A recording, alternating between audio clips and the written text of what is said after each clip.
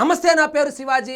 Welcome to our channel. Jaganmohan Reddy గారు 2024 ఎన్నికల్లో ఓడిపోయిన తర్వాత నేను మారిపోయాను, జగన్ 2.0 చూడబోతారు, నన్ను నమ్మండి అని చెబుతూ వస్తున్నాడు. నిన్న ఆయన వేసినటువంటి ట్వీట్ ఏదైతే ఉందో ఆ ట్వీట్ను చూసినప్పుడు అవును, నిజంగానే జగన్మోహన్ రెడ్డి మారినట్లే ఉన్నాడు. మన రాకేష్ మాస్టర్ చెప్పినట్లు మార్పు చెందిన వాడే మనిషిలాగా జగన్మోహన్ రెడ్డి గారు మంచి మనిషిలాగా మారిపోయాడని చెప్పి మనమందరం అనుకునే లోపు లేదు నేను ఏం మారలేదు, మొత్తం పాత సరుకంతా అలాగే ఉందని మరొకసారి నిరూపించుకున్నాడు. ఇప్పుడు పవన్ కళ్యాణ్ గారికి ఆరోగ్యం సరిలేదు, ఏదో సర్జరీ జరిగిందని చెప్పి వార్తలు రావడము, దానిపైన జగన్మోహన్ రెడ్డి గారు డిప్యూటీ సీఎం త్వరగా కోలుకొని మళ్ళీ గెట్ వెల్ సూన్ అని చెప్పి బాగా రికవర్ అవ్వాలని చెప్పి ఒక ట్వీట్ అయితే వేశాడు. అదే రోజు వాళ్ళ అమ్మగారికి 70వ పుట్టినరోజు జరుపుకుంటున్నటువంటి సందర్భంలో కనీసం ట్వీట్ కూడా వేయలేదు. షర్మిల గారు అయితే ట్వీట్ వేశారు, కానీ జగన్మోహన్ రెడ్డి గారు కనీసం ట్వీట్ కూడా వేయలేదు. సరే, పొద్దున మర్చిపోయాడు అనుకుంటే సాయంత్రమైనా వేస్తాడా, లేదంటే మరుసటి రోజైనా బిలేటెడ్ హ్యాపీ బర్త్డే అమ్మ అంటాడా అనుకుంటే అది లేదు. మళ్ళా మార్పు చెందిన వాడే మనిషి అన్నట్లు మన రాష్ట్ర ముఖ్యమంత్రి చంద్రబాబు నాయుడు గారు ఒక ట్వీట్ వేశాడు. హ్యాపీ బర్త్డే ఎన్సీబీఎన్ గారు, wishing you healthy and prosperous peaceful long life అనేసి ఒక ట్వీట్ అయితే వేయడం జరిగింది. ఈయన ట్వీట్ వేయకపోగా, ఆమెను గౌరవించకపోగా, మరి ఏమైనా ఫోన్లో ఏమైనా మాట్లాడుకున్నారో మనకు తెలియదు. ఫోన్లో ట్వీట్ అయినోడు ఫోన్లో మాట్లాడి ఉంటాడని నేనైతే అనుకోవడం లేదు. ఈయన గెలవక ముందు విజయమ్మని ఏ విధంగా వాడుకున్నాడు, ఈయన అధికారంలోకి రాకముందు ఆమెతో ఏ విధంగా ప్రవర్తించేవాడు, అధికారం వచ్చిన తర్వాత, ఇప్పుడు అధికారం కోల్పోయిన తర్వాత ఈయన విష్ చేయడం పక్కన పెడితే ఏకంగా కేసులు వేసినటువంటి సందర్భాలు కూడా మనం చూసాం.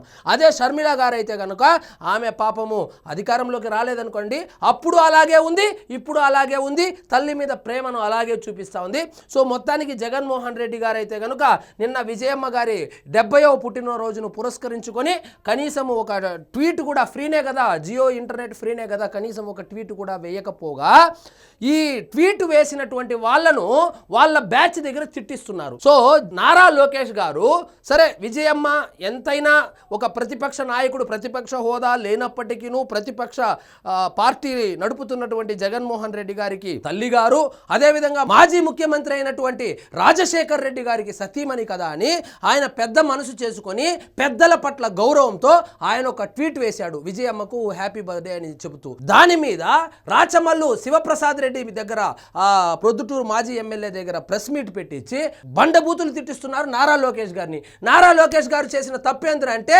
జగన్మోహన్ రెడ్డి గారి తల్లికి ట్విట్టర్ వేదికగా ఆయన విషెస్ చెప్పడమే ఆయన చేసినటువంటి తప్పు అన్నట్లు. అసలు వాళ్ళ అమ్మకి ఎవరు విషెస్ చెప్పకూడదు, జగన్మోహన్ రెడ్డే చెప్పలేదు, జగన్మోహన్ రెడ్డి గారే పట్టించుకోలేదు, మీరెందుకు పట్టించుకుంటా ఉండారని చెప్పి అర్థం వచ్చేటట్లు ప్రెస్ మీట్ పెట్టి నోటికి వచ్చినట్లు తిడుతూ ఉన్నాడు. ఒక జగన్మోహన్ రెడ్డి గారే కాదు, జగన్మోహన్ రెడ్డి గారి పార్టీ ఏదైతే ఉందో వైఎస్ఆర్సీపీ పార్టీ, వైఎస్ఆర్ ఫోటో పెట్టుకుని గెలిచినటువంటి వీళ్ళు, అప్పట్లో అధికారంలోకి వచ్చినటువంటి వీళ్ళు, మంత్రులుగా వెలగబెట్టినటువంటి వీళ్ళు, ఎమ్మెల్యేలు ఎంపీలు నాంబీషాగాలను అందరినీ తీసుకొని వచ్చి టికెట్లు ఇచ్చినా కూడా రాజశేఖర్ రెడ్డి గారి కుమారుడు యొక్క పార్టీ అని చెప్పి రాజశేఖర్ రెడ్డి గారి ఫోటోను చూసి ఓట్లు వేయించుకొని గెలిచినటువంటి వాళ్ళు కూడా కనీసము రాజశేఖర్ రెడ్డి గారి సతీమణిని పట్టించుకోలేదు. మీరందరూ పట్టించుకోకపోతే మీ ఫ్రెండ్ జగన్మోహన్ రెడ్డి గారికి అత్యంత సన్నిహితుడైనటువంటి మన ఏవిఎన్ రాధాకృష్ణ గమ్మునుంటాడా?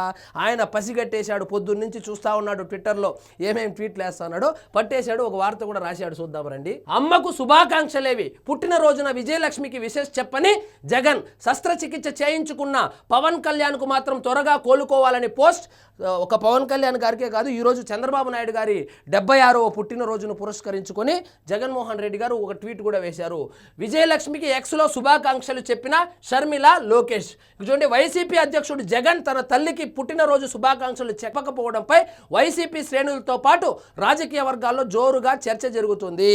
సో ఇప్పుడు మీరు ట్వీట్ వేయలేదనే బాధపడతా ఉంటే ఆమెను ఒక సభకు తీసుకొని వచ్చి, ఆమె గౌరవ అధ్యక్షురాలుగా ఉన్నప్పుడు ఆమెను గౌరవ అధ్యక్షురాలుగా ఆ పోస్టును తీసేసి శాశ్వతమైన అధ్యక్షుడు నేనే అని చెప్పి ప్రకటించుకున్న రోజు ఆ మహాతల్లి యొక్క హృదయం ఎంత బాధించుంటుందో ఒక్కసారి ఆత్మపరిశీలన చేసుకోండి. ఆమె ఉండంగానే ఈమెకు పార్టీకి సంబంధం లేదన్నట్లు, నేనే శాశ్వత అధ్యక్షుడిని ఈ పార్టీకి కానీ మా కన్న తల్లికి కానీ ఎటువంటి సంబంధం లేదని చెప్పి ఆమెను పక్కన పెట్టినప్పుడు ఎంత క్షోభించింటుంది. అదేవిధంగా షర్మిల ఎప్పుడైతే కాంగ్రెస్ పార్టీకి పిసిసి అధ్యక్షురాలు అయ్యిందో అప్పటి నుంచి ఆ ఫోటో ఏదైతే ఉందో జగన్మోహన్ రెడ్డి గారు అన్నిట్లో వాళ్ళ నాన్నగారు ఫోటో వాడుకునేవారు, ఆ ఫోటోను కూడా తీసి పారేశారు. సాక్షి పేపర్ న్యూస్లో ఏదైతే ఉందో సాక్షి ఛానల్లో ఆ లోగో దగ్గర ఉన్నటువంటి ఆ రాజశేఖర్ రెడ్డి గారి బొమ్మను కూడా తీసేసినటువంటి చరిత్ర ఉన్నటువంటి పార్టీ మన వైఎస్ఆర్సీపీ పార్టీ. ఈరోజు వచ్చి పుట్టినరోజు ఒక ట్వీట్ వేయలేదని చెప్పి మనమేమి అది ఆశ్చర్యానికి గురవ్వాల్సిన పని లేదు.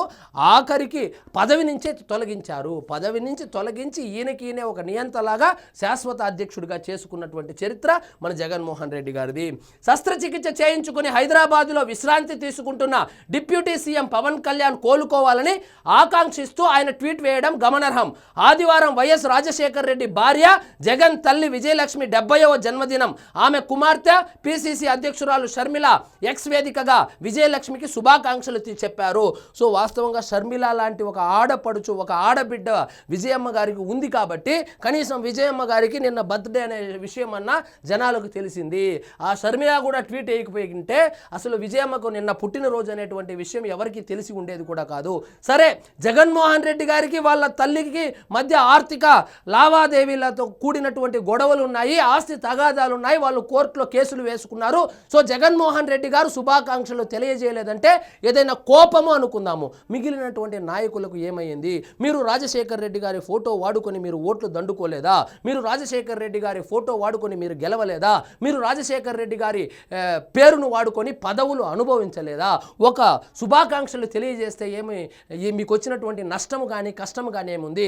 జగన్మోహన్ రెడ్డి గారు పార్టీ నుంచి ఎక్కడ సస్పెండ్ చేసేస్తారని భయపడి రాజశేఖర్ రెడ్డి గారి దగ్గర లబ్ధి పొందినటువంటి ఇప్పుడు బొత్స సత్యనారాయణ గారు పెద్ద పెద్ద మాటలు మాట్లాడుతున్నారు.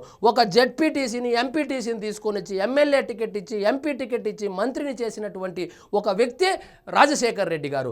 అలాంటి రాజశేఖర్ రెడ్డి గారి సతీమణికి పుట్టినరోజు శుభాకాంక్షలు కూడా చెప్పని అంతటి సంస్కారవంతుడు మన బొత్స సత్యనారాయణ గారు. ఒక బొత్స సత్యనారాయణ కాదు, సో మొత్తం వైఎస్ఆర్సీపీ పార్టీలో ఉన్నటువంటి సీనియర్ నాయకులు ఎవరైతే ఉన్నారో రాజశేఖర్ రెడ్డి గారు అధికారంలో ఉన్నప్పుడు ఆర్థికంగా లబ్ధి పొందిన వాళ్ళు కావచ్చు, రాజశేఖర్ రెడ్డి గారి పేరు వాడుకొని పైకొచ్చిన వాళ్ళు కావచ్చు, వాళ్ళు కూడా విజయమ్మను మర్చిపోవడము నిజంగా ఇది కలికాలం అంటే ఇదే అన్నట్లు నిరూపించారు నిన్న. సో వాళ్ళకు ఏమైనా తగాదాలు ఉండొచ్చు, మీకు వచ్చినటువంటి నొప్పేమి? మీరు కనీసము శుభాకాంక్షలన్నా తెలియజేయచ్చు కదా. ఆమెదో ఒంటరిగా హైదరాబాద్లో తల దాచుకుంటున్నారు, అలాంటి ఒంటరి మహిళకు కనీసం ఓదార్పులాగా ఉండేది కదా.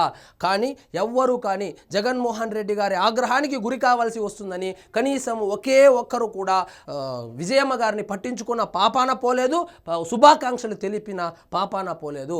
వాళ్ళ పరిస్థితి అలా ఉంటే పొద్దున లేచినప్పటి నుంచి వైఎస్ఆర్ జిందాబాద్, వైఎస్ఆర్ జిందాబాద్, వైఎస్ఆర్ అమర్ రహే, వైఎస్ఆర్ మాస్ లీడర్, వైఎస్ఆర్ ఒక దేవుడు అని చెప్పుకునేటువంటి వైఎస్ఆర్సీపీ క్యాడర్ ఏదైతే ఉందో వాళ్ళు కూడా చాలా కన్వీనియంట్గా విజయమ్మ గారిని మర్చిపోవడము నిజంగా హాస్యాస్పదంగా ఉంది.